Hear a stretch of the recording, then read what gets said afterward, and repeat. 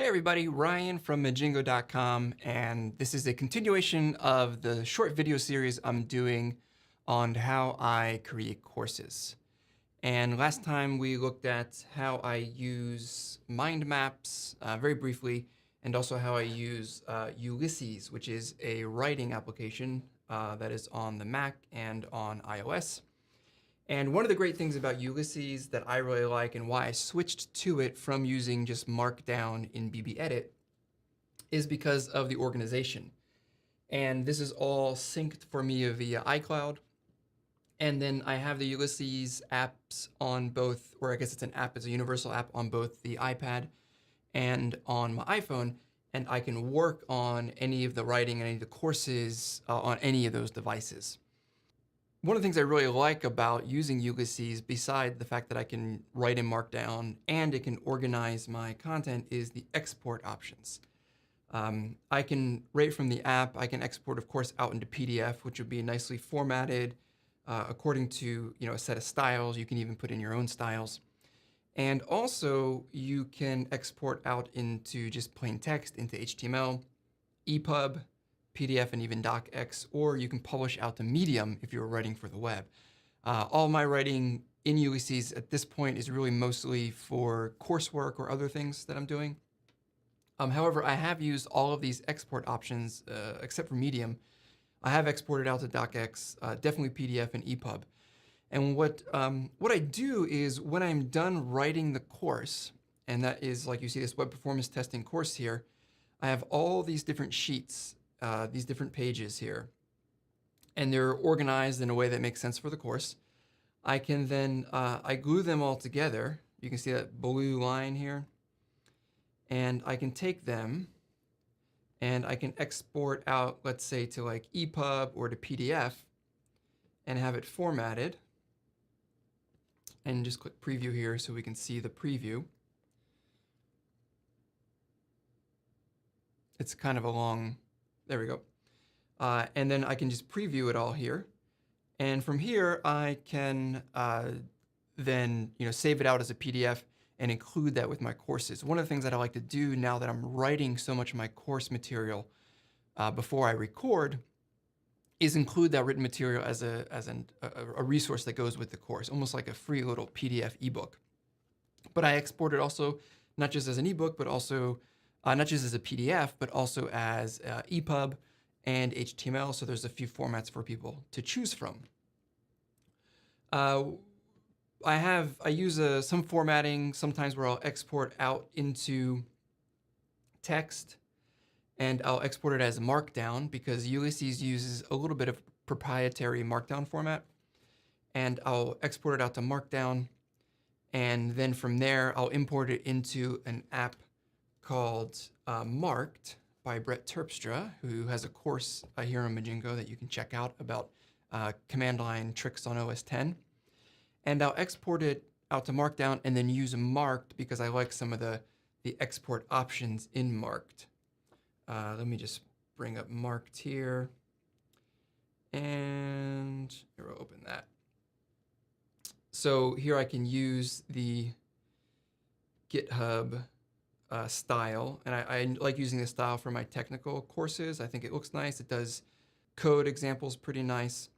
From here, I can then export, and I have all these export options. And the nice thing about Marked is that we'll also give you some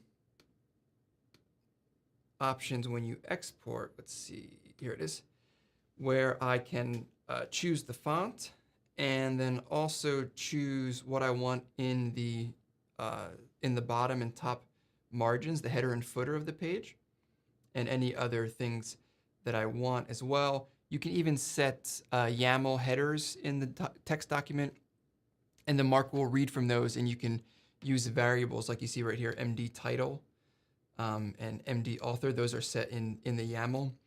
I can use those to populate the footer of every page. So lots of cool features you can do, and it makes it much easier to export a nicely formatted document as well. It gives you some other options. So it looks a little bit closer to a nicely published ebook than just a generic PDF. So I export that, And that gets dropped in along with the course downloads. When you view a course on Majingo, you have the option of downloading the video. You can download sample code, and you can also typically, on some courses, not all courses, you can download a course book, which is what this here that I write in Ulysses is. But I don't just write that just as a download. I also write it because it's my guide when I create the course, and that's where this big honking notebook here comes in. And what I've found is that recording courses for me goes much easier if I'm working from a written guide that I can use to guide me as I record. One of the things about screencasting especially is that it's very difficult, and not even really screencasting, any type of recording, is that it's very difficult to focus on what you're talking about, saying it clearly, and keep in your mind what is next. And if you don't have a guide to sort of help you orient your way along in the course, you will make a lot of mistakes or do something wrong or out of order. And it really creates for a much more complicated production process than is required. And I've learned this the hard way because I have definitely done all of the wrong things when it comes to recording, and I found that this really helps me. So what I do is for each course, and let me see if I can find, here's web performance testing here, is I take that PDF that I create and I print it out, and then I punch holes in it with my handy hole puncher, and I put it in this big notebook. And then this is my course book. And from here, I can use this as a guide. It's not really a script, although I do read some things from it because I want to get things right, and I can't commit an entire course to memory. So I do use it as a guide, and this is module 1 here, and I'll use this as a guide as I'm recording. And if it's something that's very code oriented, let me find, here's like the Flexbox course, and you can see a bunch of notes that I've taken on here as well. So you can see here, here's some code, and I can, put the code out so I have it in front of me for when I'm recording. And I will just flip through this, and this is the entire course here. And for the Flexbox course, I've also added, remember I talked about using the yellow notepad for planning. I've taken that and I've planned out my course, and I just added these sheets at the back here just to preserve my notes. I like to have them along with the course itself. So I use this as a guide. In fact, I've even used this for a class that I taught in person on Git fundamentals that I taught at NASA. And it was a one-day course, about 8 hours, and I used this notebook and the special course material for that course as my guide, as sort of my teaching manual throughout the day. I had slides and everything, but this helped me stay on track and make sure I hit the right details without having to have slides that were completely covered in bullets. And the nice part is that the students got a copy of this as well, so that when they were looking at the material after class, they got to read exactly what I taught from, and it made a better experience for them to recall what they learned. And so while, yes, this is an old school way of working, I found it to be the perfect way to bridge the gap from my head to the technology, to the digital, by having this paper printed out of the material that I'm teaching. It's really helped me produce courses in a lot less time and with a lot less mistakes, and that means there's a lot less editing that has to happen.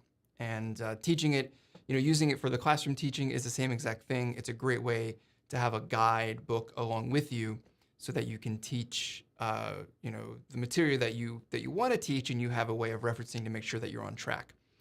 And the important part about the written material is that I don't write it just for me.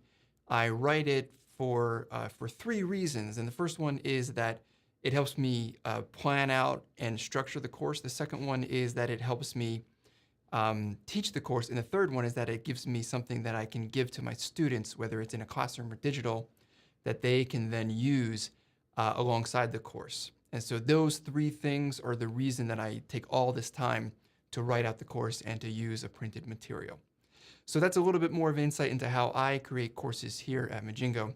I'm Ryan Ireland from Majingo.com, and I'll see you in the next video.